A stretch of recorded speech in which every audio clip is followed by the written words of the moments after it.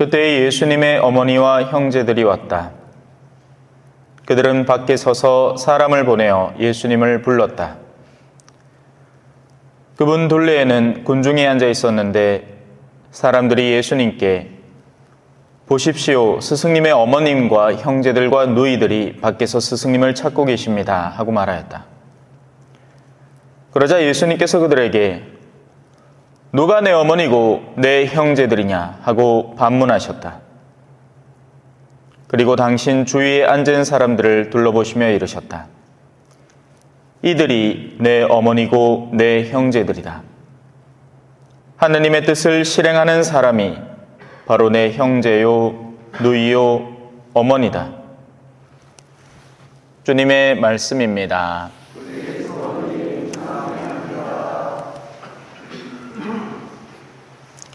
참 예수님,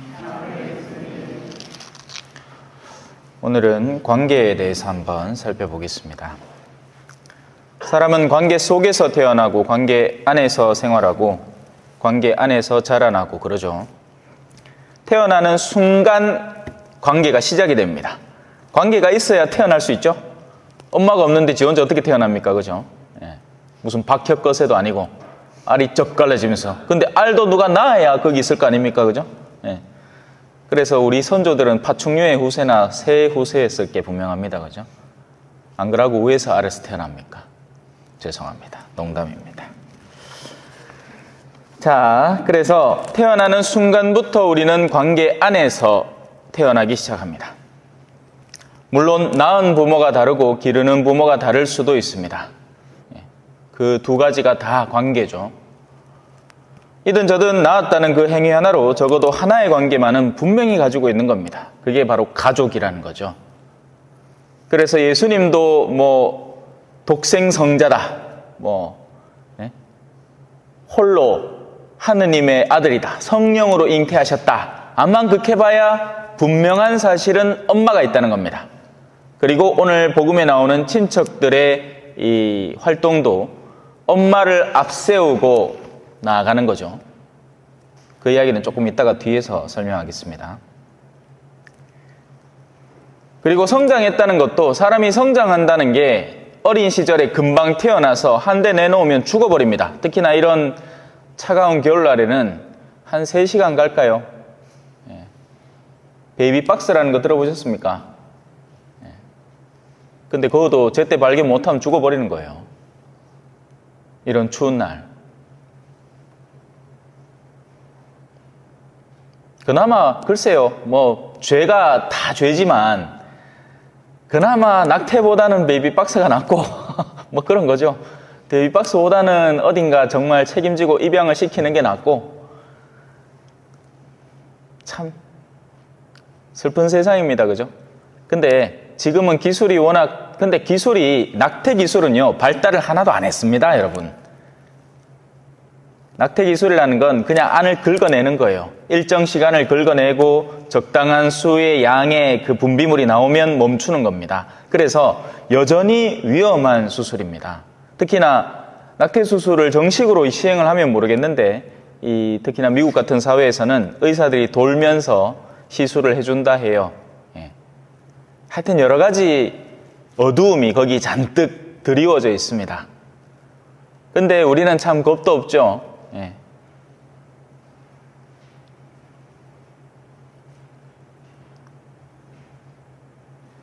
자, 관계 얘기하다가 옆길로 잠깐 빠졌는데, 참 슬픈 일은 슬픈 일입니다. 그죠?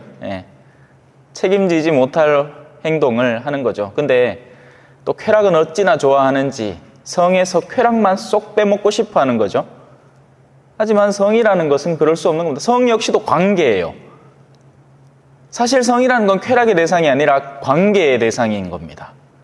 정말 사랑하다 보니, 정말 사랑하는 사람은 서로를 완전히 일치시키고 싶다 보니 육체적인 관계까지 들어가는 게 사랑의 일치인 거죠. 그래서 성은 원래 너무 아름다운 곳에 있어야 되는 건데, 거기에서 그 관계를 싹 다 빼고 서로 남자와 여자 서로 간의 책임과 부모와 자녀 간의 책임을 다 빼고 쾌락만 쏙 꺼내 올려보니 이게 범죄의 도구가 되는 겁니다. 너무너무 훌륭한 범죄의 도구가 되는 거죠. 거기에서 일어나는 온갖 추잡함과 더러움들이 세상을 물들이고 있습니다. 그리고 이건 영적으로 바라보는 사제의 시선이긴 한데, 우리 교회가 왜 이렇게 이 구멍이 난 듯이 있느냐, 사람들에게 왜 이렇게 영성이 쏟아부어지지 않느냐 하는 것은 죄에서 기인합니다. 제가 지난번에도 넌지시 말씀을 드렸죠. 하기야 뭐 제가 언제 넌지시 말했습니까? 대놓고 얘기했지. 영혼의 구멍이 뻥 뚫려 있는데 밑빠진 독에 은총이라는 물을 부어봐야 그게 차오릅니까? 안 오릅니까? 안 오릅니다. 진실되이 회개를 해서 그 영적 구멍을 메꿔야만 그때부터 비로소 은총이 차오르고 그 은총의 맛을 느끼는 게 신앙의 기쁨인 겁니다. 그러니 신앙의 기쁨이 없잖아요. 왜? 저마다 구멍이 뻥 나 있는 겁니다. 어떤 이들은 그런 성의 쾌락에 젖어들다 보니 어떤 낙태의 경험을 통한 영혼의 구멍이 뻥 뚫려 있는 것이고, 그리고 적지 않은 이들은 이 탐욕이라는 것에 수도꼭지를 틀어놓고는 위에다가 물을 부으려고 하니 안 차오르는 겁니다. 뭔가가. 뭐 어차피 신앙의 관계로 훗날에 나아갈 거니까 이 역시 모든 것들이 관계 안에서 이루어지는 것들이에요. 하느님과 나의 관계, 그 안에서 진실된 관계를 이룰 때 우리는 신앙의 기쁨을 맛볼 수 있는 거죠. 그런데 그게 안 될 때 못 버티는 겁니다. 왜 이래야 하는지 모르는 거죠. 자, 그래서 우리는 관계 속에서 태어나고 관계 속에서 성장합니다. 그냥 혼자 자랄 수 있는 사람 아무도 없듯이 누군가가 돌봐줬기 때문이에요. 부모가 못 돌볼 수도 있습니다. 예. 제가 일하던 남미 같은 경우에는 아빠는 칠레로 일하러 가고 엄마는 아르헨티나로 가정부 일하러 가고, 그럼 몇 년 동안 집이 비어요. 애는 한 두서너 있는데 그 누가 길러? 할아버지 할머니나 아니면 친척 집에 맡겨져서 길러집니다. 그 어린 시절의 관계를 다른 이와 형성하는 거죠. 이 점에 있어서도 저는 요즘에 일어나는 세태가 너무 안타깝습니다. 아주 어린 시절부터 철이 들기까지의 관계 속에서 아빠는 일을 해야 되기 때문에 어쩔 수 없다 치지만 엄마와의 유대관계는 굉장히 소중한 건데, 이게 지금 누구로 대체되고 있습니까? 어린이집 보모와 아니면 할머니로 대체됩니다. 그럼 할머니는 어떤 책임감을 갖고 있느냐? 엄마 같지 않아요. 할머니란 말입니다. 할머니는 돌보다가 언젠가 간다 할 사람이란 말이에요. 엄마는 계속 지니고 가야 하는 이고. 그런데 이 관계가 파괴되고 있잖아요. 생뚱맞은 거예요. 엄마가 조금 멀찍이 느껴지는 겁니다. 나를 돌봐본 적이 없으니까. 무슨 여관집 주인처럼 집에 와서 잠잘 때나 얼굴 잠깐 보고 또 일하러 가고, 나는 뭐 어디 어린이집이나 어느 집이나 어디인가 맡겨져서 있으니까 그 유대관계가 산산조각 나고 있는 거죠. 그러니 애증이 없는 거예요. 사람은 부대 깨야지 뭔가 생기잖아요. 없는 겁니다, 그게.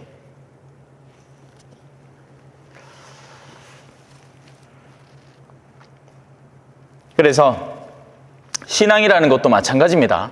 신앙이라는 걸 무슨 이 외적인 껍데기, 규정들, 뭐 어떤 법적 조항들 이런 걸로 해석하려는 사람들이 있어요. 멍청한 사람들입니다. 신앙도 뭐에서 이루어지는 거다? 관계 안에서 이루어지는 겁니다. 그래서 홀로 하는 신앙 따위는 사실 원래 존재하지 않습니다. 그런데 현대인들은 이마저도 홀로 하려고 하죠. 신앙생활을 혼자 하고 싶어 합니다. 무슨 말이냐? 방해받고 싶지 않은 신앙.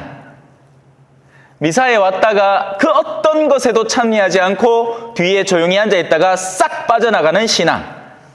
그 어떤 단체 활동이나 그룹 활동에 참여하지 않은 채 나 혼자서만 하는 신앙. 그 유혹은 굉장히 강하고 실제로 그렇게 하는 이들이 수두룩빽빽합니다, 오늘날. 뭐만 조금만 성가시게 하고 귀찮아도 이 성당 나 이제 더 이상 안 간다. 그리고는 이름 모를 아무것도 찾지 않는 바람 부는 성당에 이름 모를 신자야. 오늘 우리 성당 같은 성당은 이제 다 아니까 보면 딱 보이죠. 우리 자매님 오셨고 또 간만에 직장 댕기시다가 우리 두 자매님 따님인가 봐요. 그죠?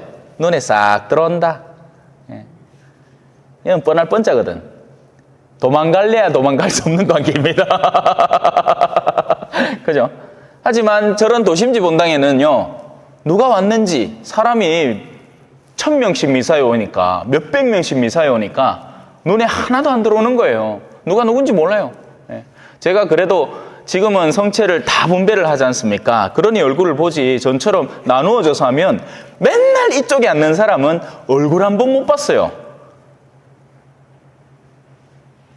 꼴랑 200명 빠야 안 되는 주일미사 참내자 합치고 합쳐봐야 200명 빠야 안 되는 이 성당에서도 모르는 부류가 생겨난다니까요. 근데 그 많은 버글버글한 본당에는 어떠냔 말이죠.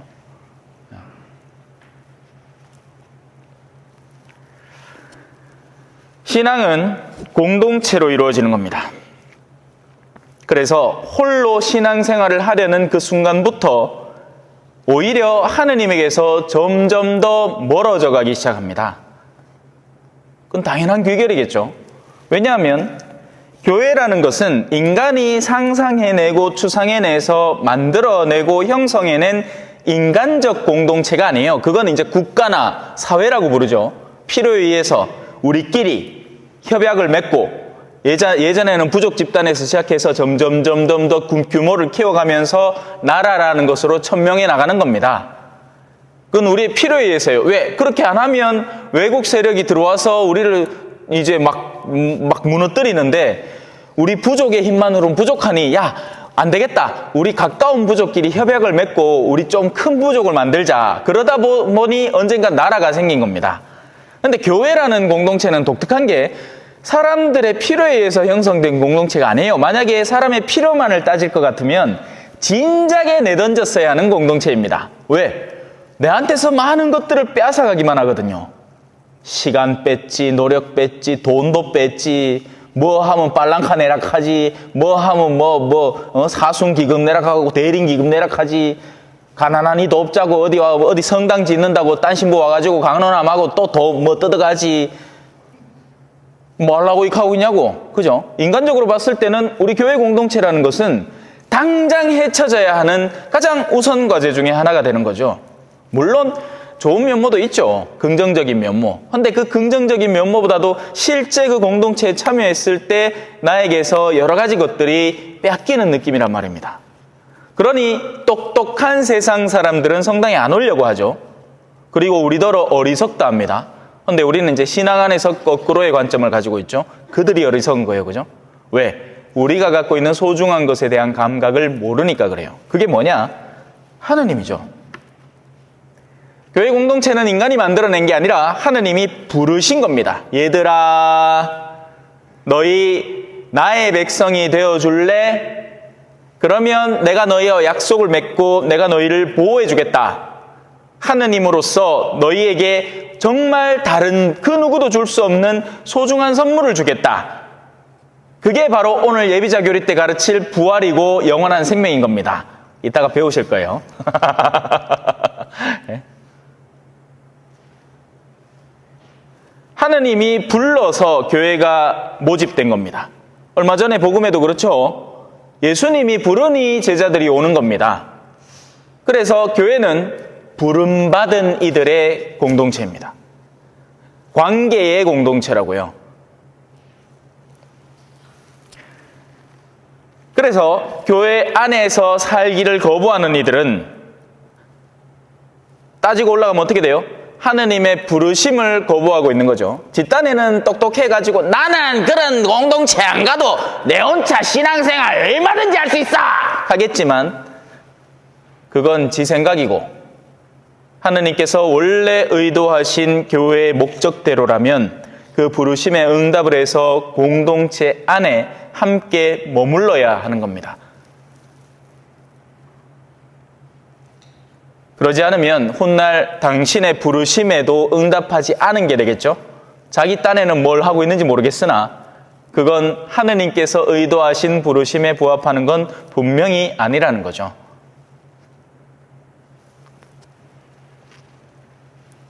나중에 어떻게 되겠어요? 뭐지라, 자 이제 열심히 부른 아들 그래 그동안 고생했다 온낙 하고 있는데 그 사람 배제되겠죠. 근데 이게 그냥 이렇게 쉽게만 생각할 건 아닙니다. 예를 들어서 아직 아무도 부르지 않아서 응답 못하고 있는 사람도 있어요. 하지만 자신의 양심의 뜻에 따라 선하게 살고 있는 일도 있겠죠. 예를 들어서 아마존이다. 아직도 아마존의 그 밀림, 넓은 밀림 속에는 인간의 문명이 닿지 않은 사람들이 살고 있단 말이에요. 그럼 그 사람들은 아무도 하느님에 대해서 알려준 적이 없기 때문에 무조건 지옥 가야 될까요? 이게 개신교가 얘기하는 거죠. 예수님 모르면 무조건 지옥. 예수님 알마 어떤 죄를 지어도 천당. 당신의 구원의 능력이 우리 힘보다 크니까 우리 죄 따위는 하느님이 그냥 싹 씻어줄 수 있다. 그런데 그렇지 않아요. 그렇게 되는 게 아닙니다. 예. 하느님을 몰라도 구원받을 수 있고 세례를 받더라도 죄를 지으면 지옥에 갈 수도 있는 겁니다. 이 교회라는 관계, 자, 우리가 지금 모여있는 여기가 교회입니다. 교회라는 것은 건물이 아니에요. 이 건물 없어도, 예?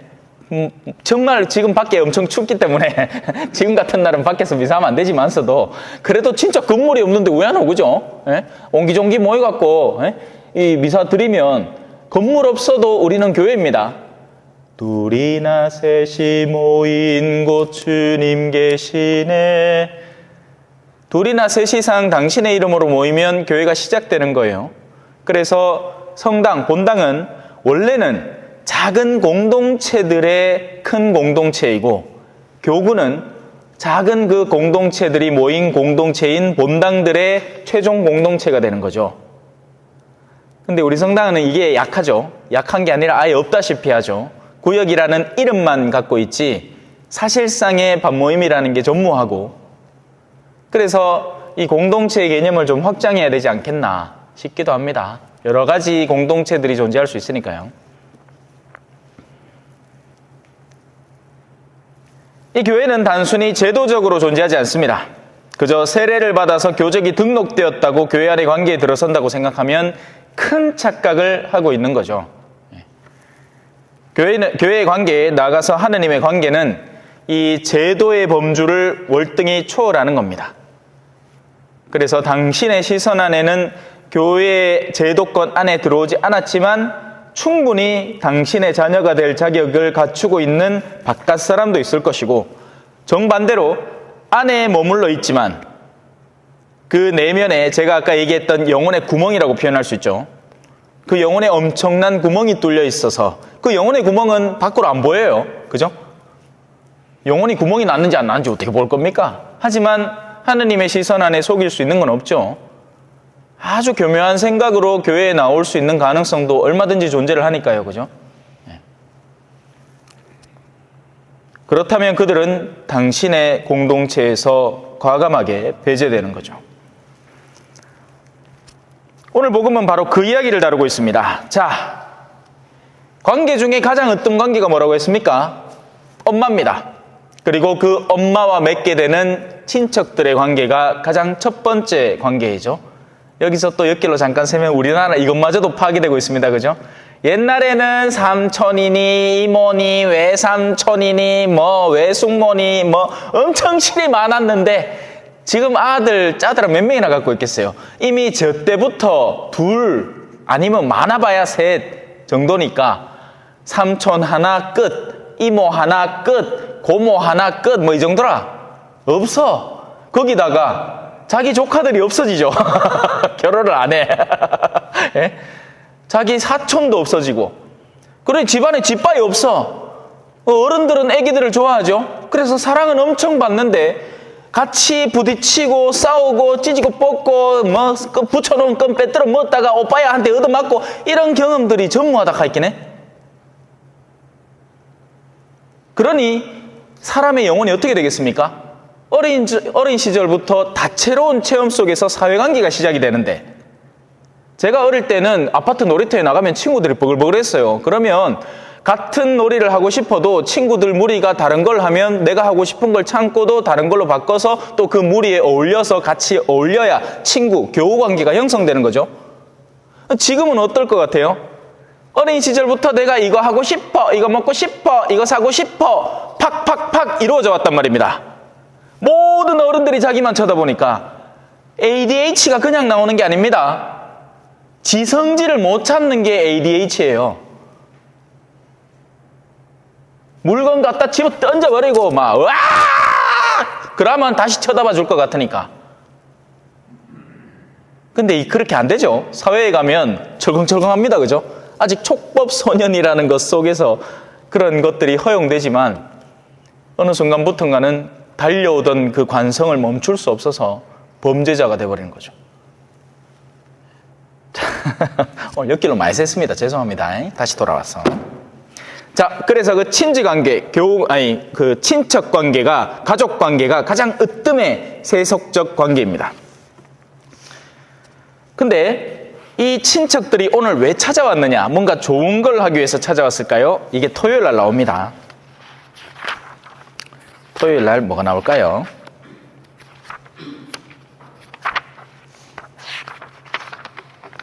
자, 토요일. 오늘 짝수회.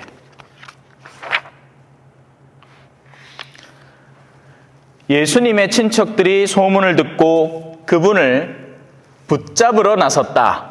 왜? 그들은 예수님께서 미쳤다고 생각했던 것이다. 이제 왜 왔는지 이해가 되죠? 좋은 일로 온 게 아닙니다. 예수님을 거부하려고, 예수님의 복음 활동을 가로막으려고, 예수님의 입을 틀어막으려고. 얼마 전에 왜 뉴스에 한 국회의원이 입 틀어막히고 막 이래 나갔잖아요. 그 맨키로 지금 하고 있는 말을 더 이상 못하게 하려고, 그가 하는 일에 반대하려고 친척들이 온 거예요. 이거 친척들이 아니라 뭐죠? 왼수죠, 왼수. 예. 다만 여기서 성모님은 예외로 봐야 됩니다. 물론 이거는 이제 다르게 다루어져야 될 문제예요. 성모님이 설마 예수님에 반대하지는 않았겠죠. 하도 친척들이 성화를 해대니 같이 가보자. 당신 아들 큰일 났다더라. 그래서 예수님의 어머니는 와서 보시오에 충실한 분이니까 한번 보면 의견이 달라지겠지 하고 데리고 왔겠죠. 그래서 어머니를 앞세워서 예수님이 거부하지 못할 누군가를 앞세워서 인간관계의 척도의 근본을 앞세워서 온 겁니다. 하지만 예수님이 공생활을 시작할 때부터 사실상 어머니와의 관계는 정돈되었다시피 한 거예요. 뭡니까? 어머니가 가나의 혼인잔치, 그 유명한 예수님의 기적 가운데 하나인 물을 술로 바꾼 사건이 있죠. 그 사건에서 예수님이 어머니를 뭐라고 부르느냐? 여인아라고 합니다. 더 속된 말로 여자야 이 말입니다. 어머니를 이 여자야. 그때 이미 당신은 하느님의 아들로서의 존재감을 뿜뿜 드러내고 있는 겁니다.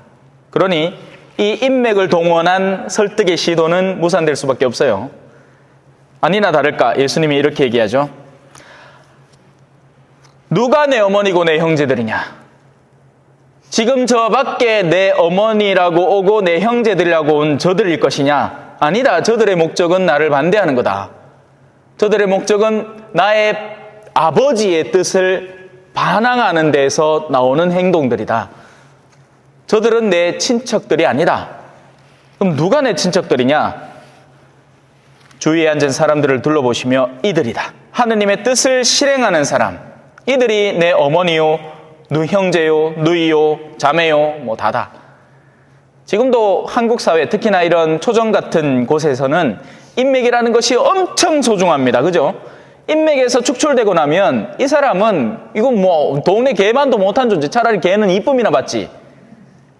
이 동네 인맥에서 축출이 된다? 뭐라도 붙들고 있어야 되는 거예요. 뭐 학연이나 지연이나 옛날 출신이나 아니면 건너나. 그러니까 사람 만나면 일단 파고드는 겁니다. 당신이 누구냐? 당신은 누구십니까? 나는 성동초등학교, 구미신평초등학교, 능인중학교, 경신고등학교 뭐 이래갖고 막 파고들어야 되는 거예요. 그래갖고 누구냐? 어딘가는 연결고리가 있으리라. 그래야 그때부터 딱 알고 나마 정돈이 되는 거죠. 선후배간도 정돈되고. 근데 이제 요놈은 좀 다르지, 그죠? 야는 아무 근거도 없이 여기 와갖고 대뜸 사람들한테 인사구박 받고 오늘도 점심때 저 대박짬뽕집 가갖고 밥 먹으러 들어갔는데 신자분이 있어갖고 나가시면서 계산은 저분이 하셨습니다. 이거 하더라고. 네? 알죠, 그거? 네? 왜? 뭔데? 뭔데? 난리가 나는, 동네에서 난리가 나는 거예요. 저 기태기 새파란 젊은 아가, 와, 우리 본당이, 아니, 우리 동네 어르신들이 그 앞에서 꾹꾹거리냐, 이거지. 관계를 파괴하는 중인 거죠. 어떻게 보면. 아니죠. 신앙적 관계를 도입하는 거죠. 아직 그들이 모를 뿐. 그래서 우리가 갖고 있는 지상의 관계들은 사실상 하느님으로부터 선물된 겁니다. 그리고 하느님의 때가 오면 이 관계는 다 으스러질 거예요. 하늘나라의 백성이 될 이들은 모두 한 분이신 하느님 앞에 동등한 자녀가 될 겁니다. 이 말을 잘 이해를 못할 겁니다. 지금은 나이가 있잖아요. 그죠? 그러니까 여러분들이 당연히 제 인생 선배입니다. 선배로 따지면 인생 선배잖아요. 그리고 부모와 자녀가 오늘 같이 오셨죠. 하늘나라에서 어떻게 만나는지 아세요? 친구로 만납니다. 친구로 만나요. 그러면 완전히 다른 관계가 성립되는 겁니다. 어릴 때는 엄마 말 들어야 되죠. 근데 이 어린 시선으로도 엄마의 오류가 보일 수도 있고 엄마의 장점도 보일 수 있습니다. 나중에 하늘나라에서 만나면 1대1로 친구 사이로 만나는 거예요. 모두가 예외 없이. 그 가서도 내가 네 아비인데 칼 이유 없습니다. 이제 영혼을 같이 살아야 되기 때문에 왜 나이 같이 늙어가는 처지에 뭐 이렇게 샀노? 이런 얘기 하잖아요. 그죠? 옛날이나 고등학교 때나 1년 선배, 2년 선배 하면 엄청 높아 보이지. 나이 77, 78 둘이 만나갖고 내가 니보다 1년 선배다 하면 꼬장이고 꼰대고 뭐 그런 거죠. 그러면 안 됩니다. 같이 늙어가는 처지예요. 같이 영원 살 처지입니다. 안 그렇습니까? 우린 영원에서 다시 만날 거예요. 그죠? 그때는 지금의 관계가 아닐 겁니다. 심지어 부부 관계도 하늘나라에서는 시집 가는 일이나 장가 가는 일이 없다. 거기서 모두 천사들과 같아진다. 이걸 잘 묵상하고 이해를 해야 돼요. 하늘나라 가서도 부부 없습니다. 여기 선화 부부죠. 그래서 누군가에게는 부부 관계가 특권이겠죠.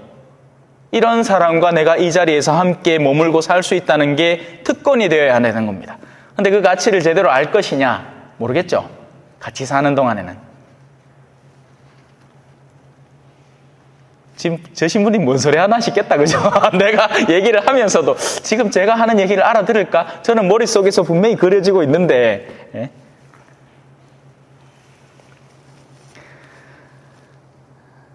그리고 단 하나의 조건만을 가진 관계가 남을 겁니다. 그건 하느님의 뜻을 잘 알았는가, 그리고 그 뜻을 잘 이행했는가, 그걸로 새롭게 관계가 정립될 겁니다.